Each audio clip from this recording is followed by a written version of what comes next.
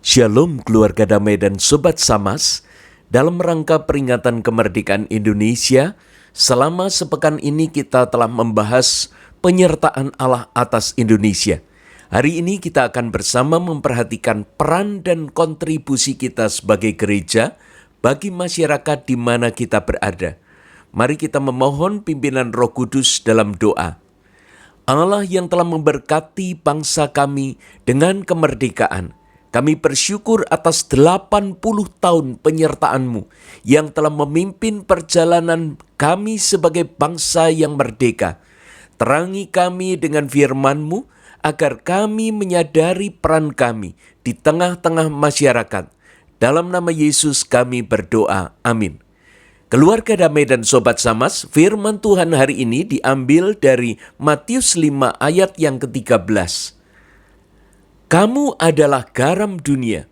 Jika garam itu menjadi tawar, dengan apakah ia diasinkan? Tidak ada lagi gunanya selain dibuang dan diinjak orang. Sobat Samas, pada masa ilustrasi ini disampaikan, orang biasanya mengambil garam dari laut mati. Garam itu tidak murni karena tercampur dengan berbagai mineral atau zat lain. Saat dilarutkan ke dalam air untuk memasak, bagian yang mengandung garam biasanya larut lebih dulu, sehingga hanya tersisa zat atau mineral lainnya. Setelah garamnya dilarutkan dipakai untuk memasak, maka sisa mineral lainnya sudah tidak berguna lagi. Biasanya ini akan dibuang atau diinjak-injak orang. Seiring waktu pembuatan garam bertambah maju. Namun tidak semua daerah mudah untuk mendapatkan garam. Beberapa bagian belahan bumi ini tidak mendapatkan sinar matahari yang cukup. Hingga penguapan yang lama pada proses pembuatan garam membuat harganya menjadi sangat mahal. Sementara beberapa tempat lainnya sangat jauh dari laut. Sehingga keterbatasan transportasi membuat harga garam pun melambung tinggi. Bahkan dalam sejarah Romawi kuno, tentara dan pekerja pernah dibayar dengan garam. Bisa dibayangkan betapa tingginya nilai garam pada masa itu. Keluarga damai dan Sobat Samas, semahal apapun garam akan tetap dicari. Fungsi garam antara lain adalah untuk menjaga keseimbangan cairan tubuh, mendukung fungsi syaraf dan otot, membantu pencernaan, meredakan gejala sistik fibrosis, mengganti cairan dan elektrolit yang hilang, meredakan sakit tenggorokan, dan garam juga bisa berfungsi sebagai pengawet makanan, pembersih luka, dan lain-lain. Bagaimana dengan keberadaan gereja? Tentu yang dimaksud di sini bukanlah sekadar gereja sebagai gedung atau institusi formal, namun gereja sebagai organisme, kumpulan orang percaya dalam tubuh Kristus. Peran gereja di tengah masyarakat sangat diperlukan.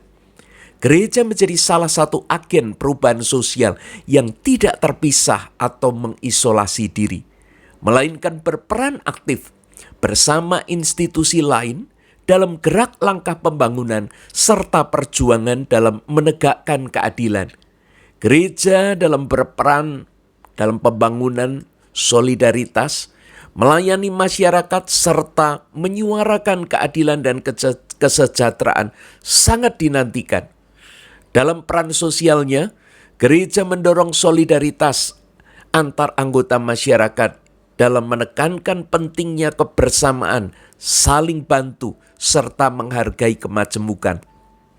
Gereja juga diharapkan punya peran sosial dalam penyelenggaraan berbagai pelayanan sosial, seperti pendidikan, kesehatan, dan bantuan bagi mereka yang membutuhkan, seperti anak-anak, kaum usia lanjut, kelompok disabilitas, bahkan kelompok rentan lainnya. Ketika keadilan mulai hilang, seperti luka yang digerogoti bakteri, maka garam dalam skala yang tepat dan menyatu dengan obat sangat dibutuhkan.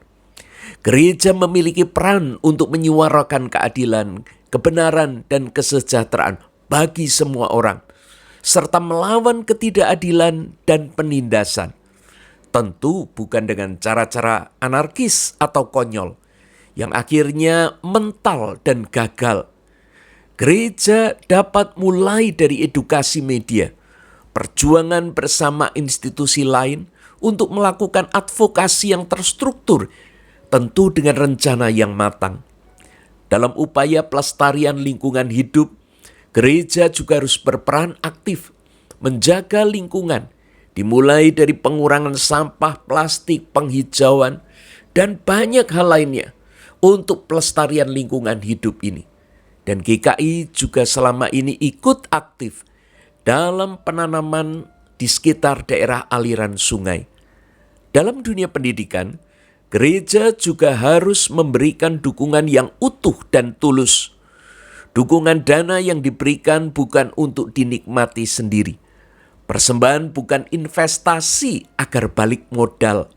Karena Tuhan menguji hati dan muak dengan segala kepura-puraan. Di saat garam limbah atau garam tawar dimasukkan ke dalam masakan, tentu tidak akan memberikan rasa asin. Atau garam abal-abal yang dimasukkan sebagai campuran antiseptik, maka bakteri akan terus berkembang cepat dan infeksi semakin parah. Garam dibutuhkan di tengah dunia yang makin tawar akan kasih, keadilan, dan kebenaran. Rasa asin yang seharusnya dirasakan melalui kehadiran gereja bukanlah pencitraan atau justru ketakutan karena perbedaan jarak yang makin lebar. Gereja harus makin membumi, sehingga rasa asinnya makin dirasakan oleh masyarakat yang ada di sekitarnya. Sehingga kehadiran gereja bukan semakin mengancam atau ditakuti, sebaliknya terus dicari, karena sangat dibutuhkan. Mari, sebagai gereja yang sehat, kita terus memberi diri dalam peran yang nyata bagi masyarakat di sekitar kita. Mari kita bersama berdoa. Kristus Sang Kepala Gereja, sesungguhnya sebagai gereja kami adalah bagian dari masyarakat. Kiranya Kristus menolong agar kehadiran kami sebagai gereja dapat dirasakan oleh masyarakat. Gereja ada dan bertumbuh karena Tuhan yang menghadirkannya bagi masyarakat. Maka pimpinlah kami sebagai tubuh Kristus agar menjadi garam bagi masyarakat. Dalam nama Yesus kami berdoa. Amin.